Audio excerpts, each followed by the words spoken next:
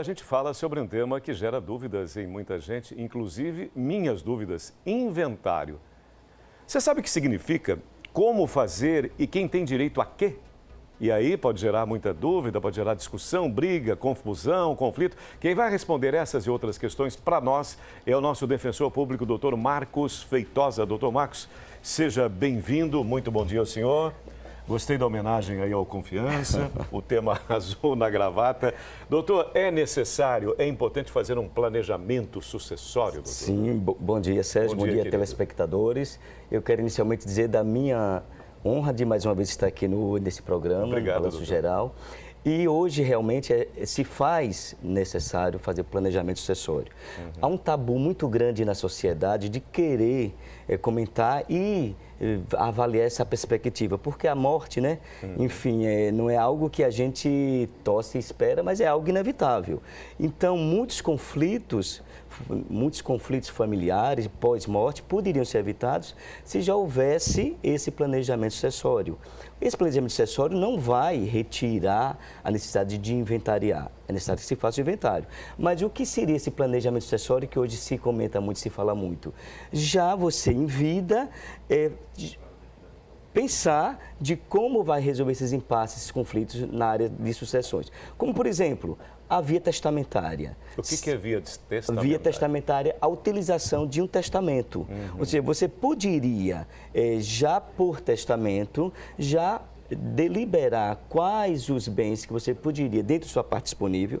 É óbvio que todas as pessoas que têm patrimônio podem dispor de testamento, mas só até 50% quando se tem herdeiros necessários. E o que são herdeiros necessários? Sim. Descendentes, ascendentes e cônjuges. Por exemplo, se o senhor é casado, sua esposa é uma herdeira necessária. Você tem filhos, é um herdeiro necessário.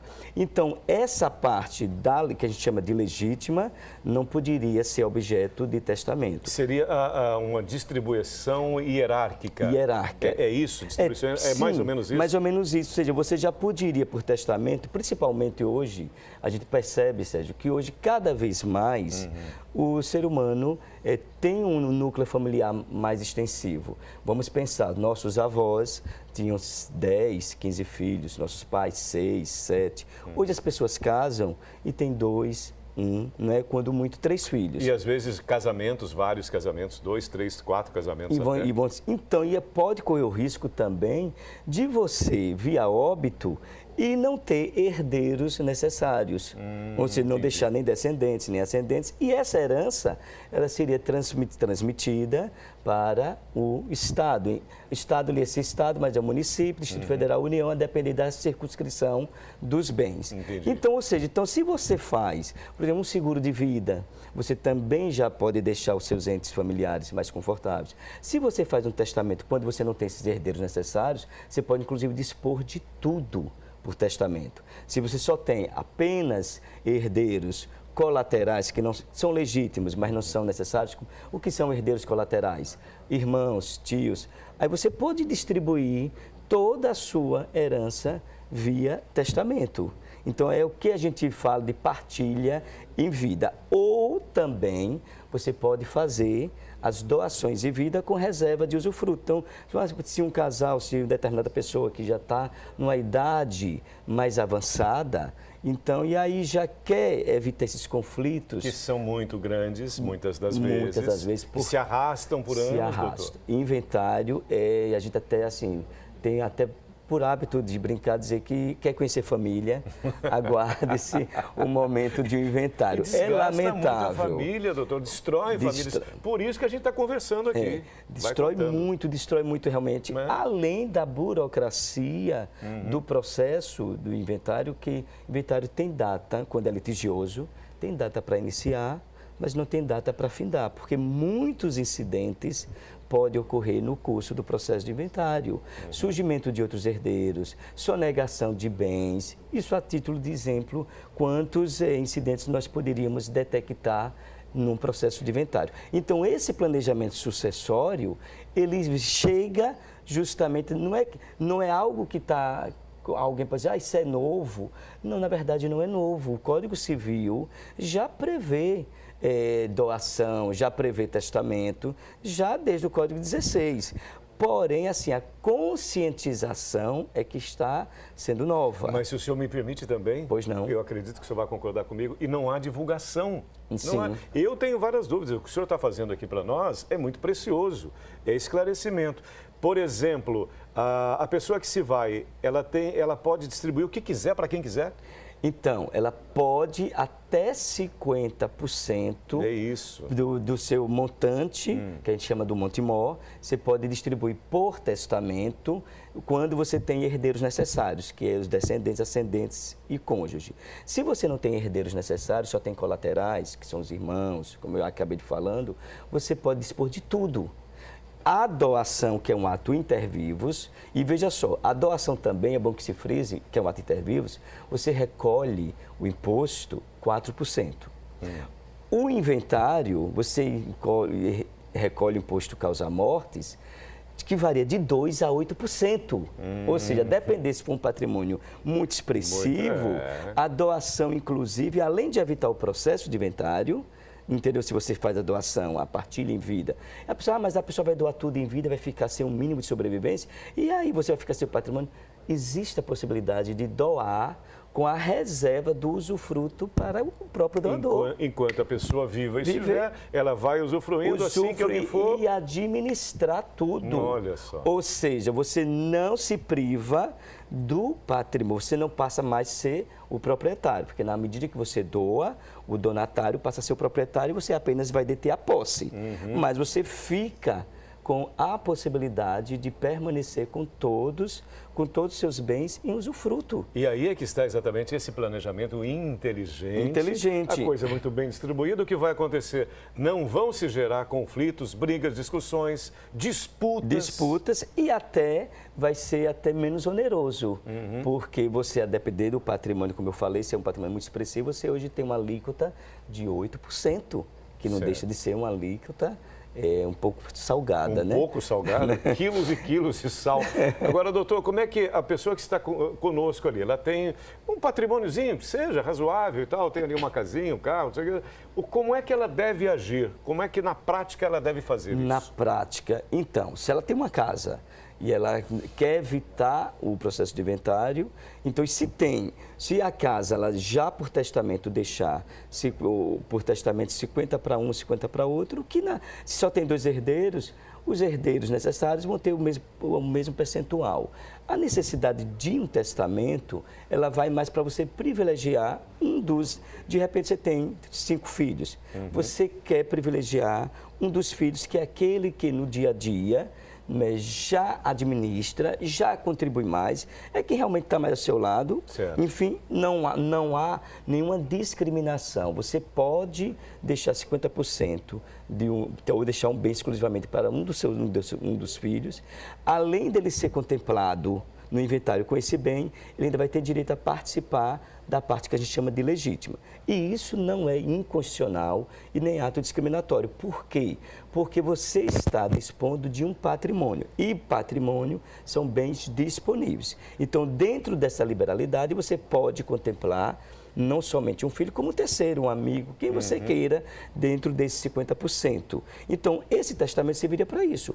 E se você já quiser doar, você já pode fazer a doação em vida e aí, ao término, ou seja, com a passagem, né, com o óbito, não haveria mais necessidade de se fazer o inventário, porque com a morte, o usufruto extingue e a propriedade, a posse se consolida na posse do donatário. E quem não pode receber herança? Existem restrições aí? Existem, sim. Existem pessoas que, mesmo que preencham os requisitos, como eu falo, os requisitos necessários para herdar, que teria a capacidade de herdar, pode ser privado.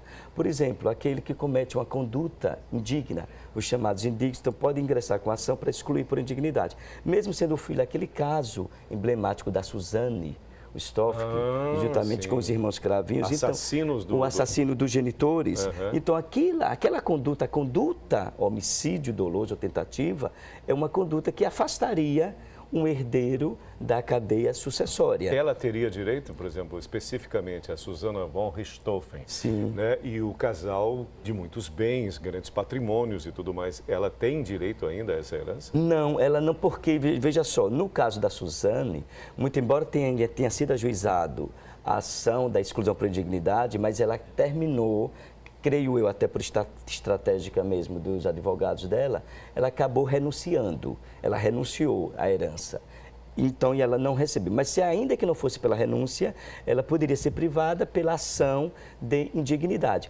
Como também, além da ação que aí seriam os herdeiros legitimados, né, os interessados para excluir, no caso de Suzane, o irmão dela, mas também o próprio autor da herança pode afastar um herdeiro necessário por testamento.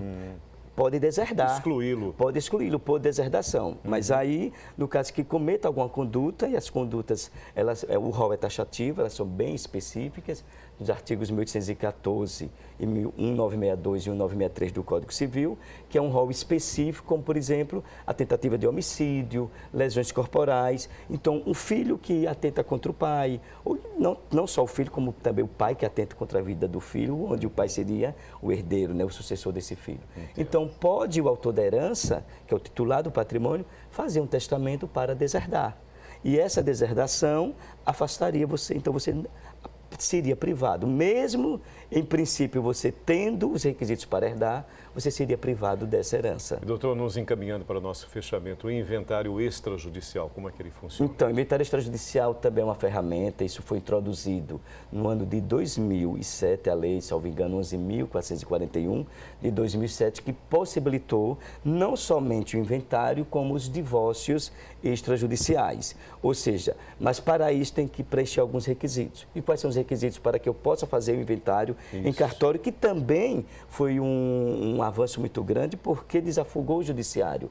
Os herdeiros serem maiores e capazes, não haver testamento, muito embora há uma divergência com relação à existência, não, a lei proíbe que se tem testamento não pode ser via cartório. Mas já existe jurisprudências dizendo que ainda que tenha testamento, mas se o testamento já foi cumprido na justiça, já houve ação de cumprimento, você poderia se recorrer ao cartório. Mas, em princípio, os herdeiros têm que ser maiores e capazes e a presença de um advogado, o meu defensor público, enfim, para poder acompanhar e lavrar a minuta, que seria a escritura. Então, em vez do juiz expedir um formal de partilha, o inventário em cartório será expedido uma escritura pública de partilha. E essa escritura pública tem o mesmo peso, tem a mesma força de um formal de partilha extraído pela Justiça. Ou seja, com essa escritura pública, você faz a transferência dos imóveis nos registros imobiliários. Se tiver